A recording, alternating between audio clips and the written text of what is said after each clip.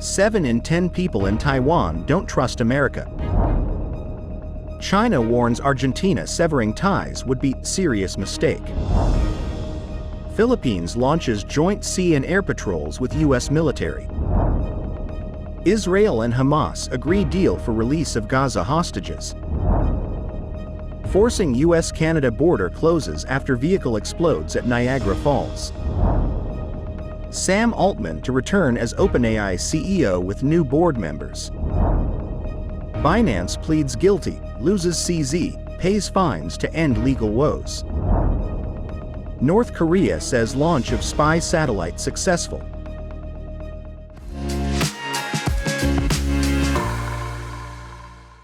Hello, I'm Johnny. Thank you for joining us on Funday News. It's Thursday, November 23rd, and here are your top stories.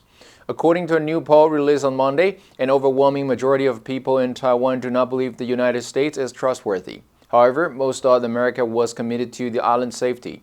According to a summary of the findings, only 33.9% of those polled consider the U.S. to be a trustworthy country, a figure that was unchanged from last year, but down from 43.4% in 2021. Meanwhile, the survey also finds Taiwan's public harbors significant doubts about China too. According to the survey, less than 10% of respondents viewed neighboring China as trustworthy. A further 82.7% of respondents said they perceived an intensified threat from China in recent years.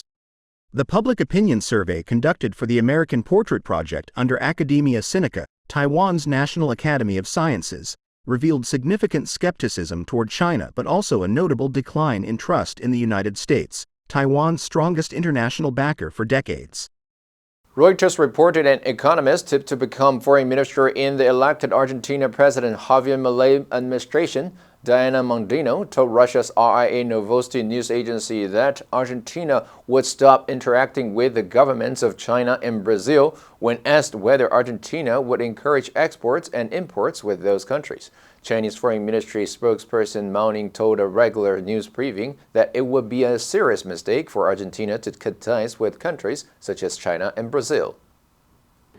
蒙迪诺在采访中表示，外界对当选总统米莱的外交政策存在误读。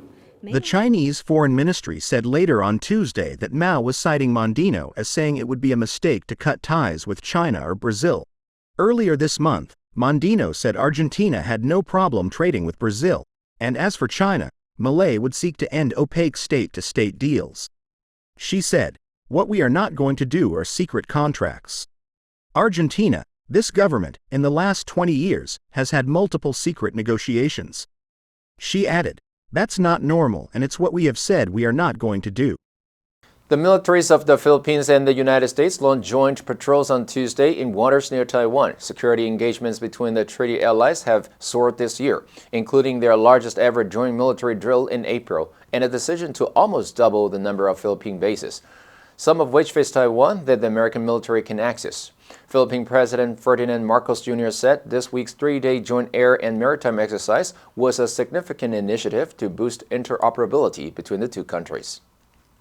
The Northern Luzon Command said the drill would start off in Mavulas Island, the Philippines' northernmost point, located about 100 kilometers off Taiwan.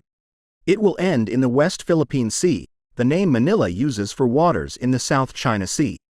The Philippine military said 3 Navy vessels, 2 FA-50 light combat aircraft and an A-29B Super Tucano light attack plane would participate, while the United States would send a littoral combat ship and AP-8A Poseidon maritime patrol and reconnaissance aircraft. Israel's government and Hamas on Wednesday agreed to a 4-day pause in fighting to allow the release of 50 hostages held in Gaza in exchange for 150 Palestinians imprisoned in Israel and the entry of humanitarian aid into the besieged enclave. A statement by Israeli Prime Minister Benjamin Netanyahu's office said 50 women and children will be released over 4 days, during which there will be a pause in fighting. For every additional 10 hostages released, the pause would be extended by another day. Hamas said the 50 hostages would be released in exchange for 150 Palestinian women and children who are held in Israeli jails. The truce deal will also allow hundreds of trucks of humanitarian, medical, and fuel aid to enter Gaza. Israeli media, including Channel 12 News, said the first release of hostages was expected on Thursday.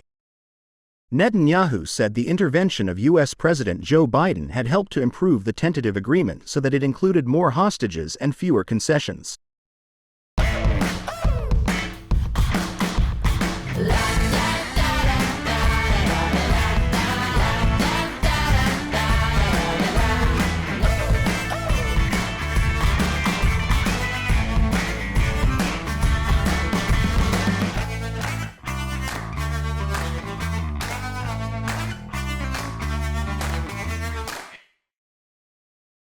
A vehicle exploded on Wednesday on the Rainbow Bridge linking Canada with the United States at Niagara Falls, prompting authorities to close that border crossing and the three others between western New York and southern Ontario. Officials said the FBI Joint Terrorism Task Force was mobilized to investigate the incident.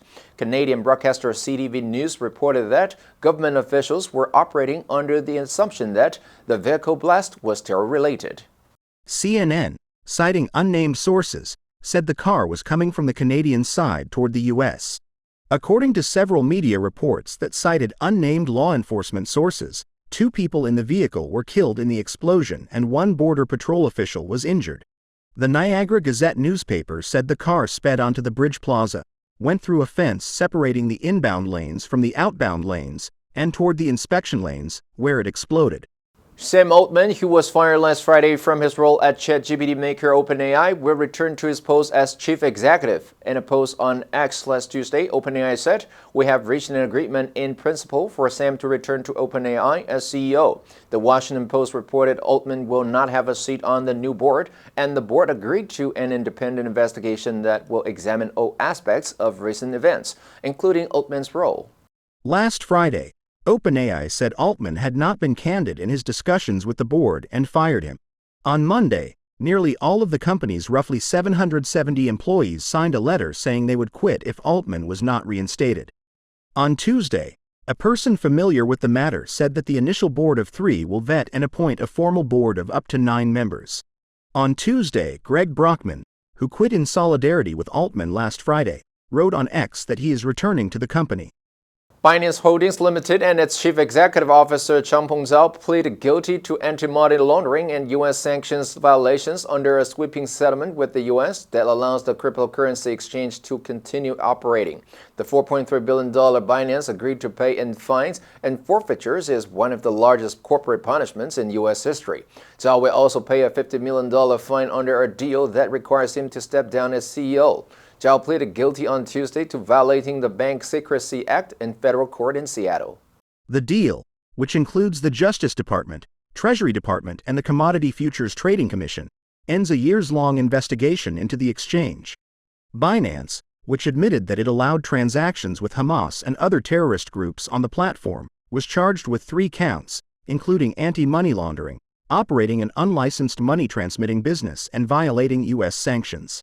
Court filings noted the exchange is paying a criminal fine of $1.8 billion and forfeiting $2.5 billion. North Korea said on Wednesday that it has succeeded in putting a military spy satellite in orbit after 2 previous failures. After the launch, the U.S. led its allies in condemning the launch as a brazen violation of UN sanctions. North Korea's state-run news agency KCNA reported a rocket carrying the satellite blasted off Tuesday night from North Pyongyang province, flew along its designated path, and accurately put the reconnaissance satellite Mulligan-1 on its orbit. KCNA reported North Korean leader Kim Jong-un was on hand to witness the blast-off, and congratulated the scientists and technicians behind the mission. The United States quickly condemned the launch as a brazen violation of UN sanctions and said it could destabilize the region. The Yonhap news agency reported South Korea reacted by saying it would resume surveillance operations along the border with North Korea that had been suspended in 2018 to reduce military tensions. The answer for yesterday was D, inquiries. I will have to make a few inquiries and get back to you. Did you answer correctly? Now let's delve into the news of 7 in 10 people in Taiwan don't trust America. Number 1, overwhelming. 巨大的、压倒性的、无法抗拒的。The overwhelming majority of those present were in favor of the plan.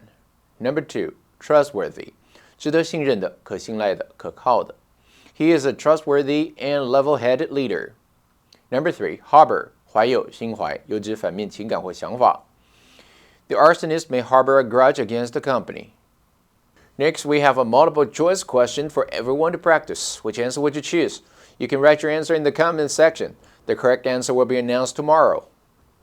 And that's all for today's Funday News. Be sure to tune into Funday News from Monday to Friday and click the link below to join Funday for free. I'm Johnny Wu, your host. I will see you next time.